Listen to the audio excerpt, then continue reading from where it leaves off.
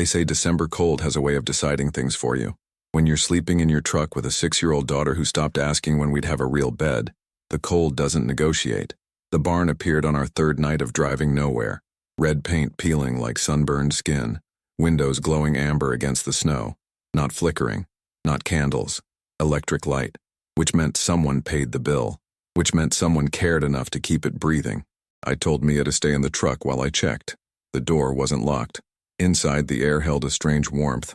Not furnace heat, but the memory of it, like the building itself, hadn't accepted winter yet. A kerosene heater sat in the corner, still radiating. On the work table, beneath a banker's lamp that hummed like a trapped bee, lay a single piece of paper with handwriting that looked tired. If you need shelter, take it. The electric is paid through March. The well pump works. Fix what breaks. AV. I read it 3 times before I believed it. Then I went back to the truck and carried my daughter inside. Chapter 1. The light that didn't go out. The barn smelled like motor oil and hay dust and something older, wood that had absorbed decades of sweat and seasons. I checked every corner with Mia's dollar store flashlight before I let her inside. No squatters, no needles. Just tools hanging on pegboards like museum pieces and a loft stacked with furniture covered in canvas tarps. "Is this ours?" Mia asked, her breath misting. "For now," I said. "Don't touch anything sharp." The note bothered me. Who leaves a place running but unlocked? Who trusts strangers with their electric bill? I folded it into my pocket and turned the heater up 2 notches. Mia curled into her sleeping bag on the cleanest patch of floor I could sweep, and I sat awake in the chair by the table, watching the lamp hum, trying to decode kindness I didn't understand. By morning, I'd made my decision. We'd stay until March. I'd fix what I could, and when the electric ran out, we'd leave the place better than we found it. The first thing that broke was the loft staircase. I was halfway up, checking the covered furniture, when the 3rd step splintered under my boot. Mia screamed. I caught the railing and swung back, heart hammering, splinters in my palm. She was crying. I promised her I'd be careful, but when I looked at the broken step, I saw something underneath. Not rot, but a slot cut deliberately into the wood, and inside it, a small metal box wrapped in oilcloth. I pulled it free. Inside, 3 black and white photographs of a man in coveralls standing beside this barn when it was new, a woman holding an infant, and a receipt from 1962 for structural repairs. Foundation work. The man's name was stamped on the back, Albert Voss. "Who's that?" Mia asked. "The person who built this place," I said, "and the person who left us the note." Chapter 2. Decision to stay. I could have sold the photos. Vintage farm stuff moves on eBay. But something about the man's face, proud, exhausted, the kind of tired that comes from building something permanent, made me fold them back into the box and hide it in my jacket. We spent the first week learning the barn's language. The northwest corner leaked when it rained. The water pump coughed every 3rd pull. The bathroom, a tin-walled shed attached to the east side, had a toilet that flushed if you counted to 7 and jiggled the handle twice. Mia thought this was hilarious. I taught her the count. I also taught her how to use the wood stove I found in the loft, a cast-iron beast with 1948 stamped on the door. We dragged it down using a pulley system Albert Voss had installed on the rafters. It took 4 hours. Mia held the rope while I guided. When it finally settled onto the brick pad near the table, we both sat on the floor and laughed until we cried. That night, I cooked beans on the stovetop for the first time in 3 months. Mia said they tasted like a restaurant. I didn't correct her. But the nights were still hard. She'd wake up crying, asking if we had to leave tomorrow. I'd hold her and lie, saying no, never, we're safe here. And I'd stare at the lamp on the table and wonder how long kindness lasted. The answer came on the 10th day, when a man knocked on the barn door at dawn. Chapter 3. First clues. He was older than me by 20 years, wearing a Carhartt jacket and a feed store cap. He didn't smile. "You the one using Voss's barn?" he asked. My throat went dry. I found a note. It said, I know what it said. "I'm the one who's been paying the electric since Albert died." He looked past me at Mia, who was hiding behind the wood stove. His face softened. "Name's Rick. I farmed the land next door. Albert and I were friends. I waited for the eviction." "You planning to trash the place or fix it?" he asked. "Fix it," I said. "I'm a carpenter. Was. I can work." Rick studied the broken stair I'd patched with scrap pine. Albert would have liked that. He hated waste. He pulled an envelope from his jacket and handed it to me. "Found this in his house when we cleaned it out. Figured whoever ended up here should have it." Inside were more photos. Albert building the loft, Albert planting trees, Albert and the woman, Helen, the back said, standing beside a car with a baby in a blanket, and underneath, a letter dated 6 months before the note. To whoever needs this place, I built it with my hands, and Helen's laughter. Our son never got to see it finished. He passed when he was 3. We stayed anyway. We worked anyway. This barn holds what we couldn't give him, shelter and purpose. Take it. Build something. Albert Voss. I read it twice. Then I sat at the table and cried in front of a stranger. Rick left without another word. But the next morning, a truckload of lumber appeared in the yard with a note tied to the tarp. For the repairs. R. If you're enjoying this journey so far, tell us in the comments where in the world you're watching from. Chapter 4. Work and Micro Wins. We rebuilt the stairs first. Mia handed me nails while I measured and cut. I taught her how to hold a level, how to read a tape, how to whisper, "That's perfect," when something lined up. The new steps were solid pine, sanded smooth so she wouldn't get splinters. She carved her initials on the underside of the top step with my pocket knife. I carved mine next to hers. The loft became our bedroom. I hauled a twin mattress from the furniture pile, clean, wrapped in plastic, like Albert had been saving it for someone. We hung blankets as walls and strung battery-powered fairy lights Mia found in a box marked Christmas 1989. She said it felt like a castle. I said it was better. But the barn fought back. The roof leaked in 3 new places after a storm. I patched them with tar paper and shingles Rick brought over. The pump motor seized.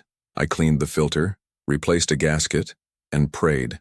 It coughed to life on the 11th pull. Mia cheered like I'd won a championship. Every night I updated Albert's repair receipt with notes of my own. Stair rebuild complete. Loft livable. Roof holding. Well functional. I kept it beside his letter on the table. A conversation across decades. But money was running out. I had 3 weeks of gas left. Maybe 2 if I stopped heating the truck. I started asking around town for carpentry work. Most people shook their heads. One woman said she'd pay me to fix her porch in spring. Spring felt like fiction. Then Mia found the ledger. Chapter 5. Partial Discovery. She was playing in the northwest corner, the leaky spot, when she noticed the floorboards didn't match. 3 planks were newer, paler, nailed down with screws instead of original hardware. "Dad, look," she said, tapping them with her sneaker. I pried them up with a crowbar. Underneath, a watertight toolbox and a leather-bound ledger wrapped in plastic. The ledger was Albert's daily log from 1960 to 1994. Entries about weather, crop failures, Helen's garden, the boy's illness, the funeral. And then, starting in 1995, something different. If I can't leave him the barn, I'll leave the barn for others like him. Kids who need a place to heal, fathers who need a place to build, families who need time. He'd planned this, not as charity, but as legacy. The toolbox held his original carpentry tools. A hand plane, chisels, a square, a folding ruler worn smooth. I ran my thumb over the ruler's brass hinges and understood. This wasn't about the barn. It was about what you did inside it. That night I sharpened the chisels and started building Mia a real bed frame using lumber scraps and Albert's tools. She watched, asking questions about angles and joints. I answered each one like she was my apprentice. By midnight, the frame stood solid. She tested it with her full weight, bouncing, laughing. "It doesn't creak," she said. "That's because it's built right," I told her. In the ledger, I wrote, "Built M, a bed. Used your tools. Treated them with respect. J.S." Chapter 6. Escalation. The first real snow came on a Tuesday. 6 inches overnight, then 12 more by morning. The barn groaned like a ship in rough water. I was in the loft when I heard it. A crack so loud it rattled my teeth. The northwest corner beam had shifted. Not broken, but moved, pulling nails from the wall plates. If it gave completely, the roof would collapse onto the stove, the table, everything we'd built. I spent 2 days bracing it with jacks and posts, working in cold so sharp it burned my lungs. Rick showed up with a neighbor, and together we installed a steel support beam we salvaged from a torn-down barn 3 miles over. Mia stayed in the truck, watching through the windshield, her face pale. When we finished, Rick clapped my shoulder. "You're tougher than you look." "I don't have a choice," I said. "That's the point," he said. But the next day, someone else showed up. A man in a clean truck holding a clipboard introduced himself as a property investor. He'd heard about the barn. He wanted to buy it, tear it down, build storage units. "It's not for sale," I said. I don't own it. Nobody owns it, he said. Albert Voss died without heirs. The county's about to auction it for back taxes. But I could save you the trouble. I'd pay you a finder's fee, say, $2,000, if you help me navigate the paperwork. I looked at Mia, who was arranging tools on the pegboard the way Albert had them in the photos. No, I said. He smiled. Think about it. You can't live here forever. The electric runs out in 2 months. After he left, I sat at the table and did the math. $2,000 could get us an apartment deposit, first month's rent, food for weeks, but I'd also be erasing Albert and Helen and the boy who never grew up. I'd be choosing survival over memory. I didn't sleep that night. If this restoration story has you hooked, hit like. It helps us bring more lost places back to life. Chapter 7. Second Discovery and Turn. I was demolishing the collapsed section of the northwest wall when I found it, a metal box sealed behind the original siding, accessible only because the beam shift had cracked the boards.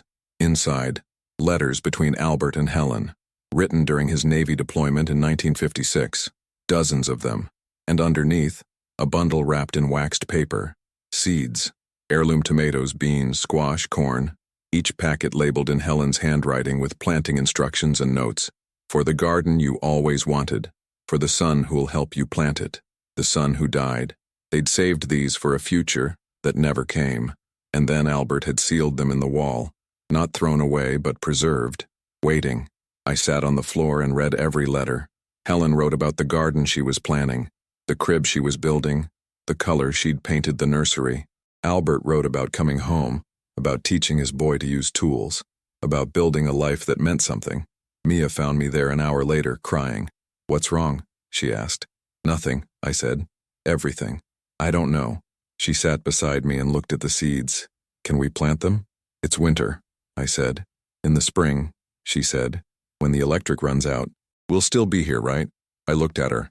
This kid who'd slept in a truck, who'd learned to count by jiggling toilet handles, who'd carved her name into stairs I built with a dead man's tools. And I understood what Albert had been trying to say. The barn wasn't shelter. It was a choice. To stay, to build, to plant something that outlives you. Yeah, I said. We'll still be here. Chapter 8. Validation and Outreach. Rick spread the word. Not intentionally.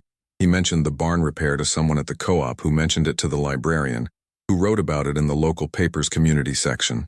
A 2-paragraph blurb. Homeless father restores historic Voss barn, plans spring garden in honor of original builder. I didn't ask for it, but it happened. People started showing up. A woman brought curtains she'd sewn. A retired plumber fixed the bathroom pipes for free. A teacher donated a space heater. Someone left a box of groceries by the door with no name attached. The high school shop class came out and helped me rebuild the collapsing shed, turning it into a proper workshop. Mia made friends with their kids. She showed them the loft, the fairy lights, the bed I'd built. She told them about Albert and Helen like they were her grandparents.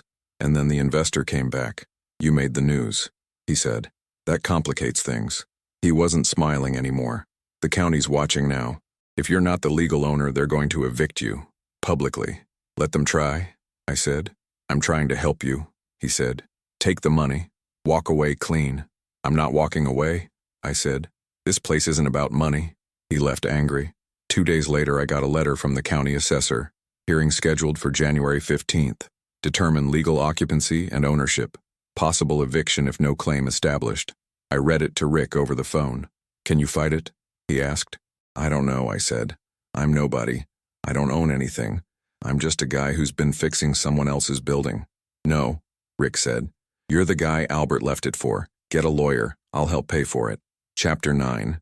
Resolution. The hearing was in a courthouse that smelled like floor wax and old arguments. The county argued I had no legal standing. The investor's lawyer argued the property was abandoned and should be auctioned. I sat at a table with a court-appointed advocate who looked 12 years old and kept saying, "This is complicated." Then Rick stood up and submitted Albert's ledger, the letters, the note, and a petition signed by 43 community members stating the barn was a historical site actively being restored by its intended beneficiary. The judge read everything. She looked at me. "Mr. Sullivan, do you intend to continue living here and maintaining the property?" "Yes, ma'am," I said. "I intend to restore it completely and use it to teach my daughter what her grandfather never got to teach me, that work and care matter, that buildings remember. And how will you cover property taxes?" Rick stood again. The community is establishing a fund. We'll cover taxes, insurance, and maintenance. The barn stays operational as a heritage site and workshop. Mr. Sullivan acts as steward. The judge looked at the investor. Any objections? He shook his head. He'd already lost. Then this court grants Mr. Sullivan provisional stewardship of the Voss property pending formal community trust establishment. Case closed. Outside, Mia hugged me so hard I couldn't breathe. Rick shook my hand and said, "Albert would have liked you." "I never met him," I said. "Doesn't matter," Rick said. "You understood him." We planted Helen's seeds in April. Mia dug the rows while I measured spacing with Albert's folding ruler. The tomatoes came up first, then the beans, stretching toward light the way everything living does. By summer, we had a garden that fed us and 12 other families. We canned the surplus using jars donated by people whose names I'm still learning.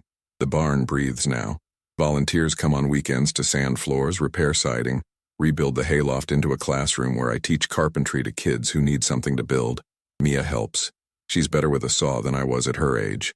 Sometimes late at night I sit at Albert's table with his ledger and add my own entries. Small repairs, new projects, names of people who helped. It's not about the building anymore. It's about what the building makes possible. Second chances, patient work, the quiet proof that broken things can hold you while you fix them. Subscribe for more true-to-life tales of rebuilding, memory, and hidden history. See you in the next story. What remains isn't the structure but the stubbornness to stay, to believe a place can remember you and in return, teach you how to be remembered.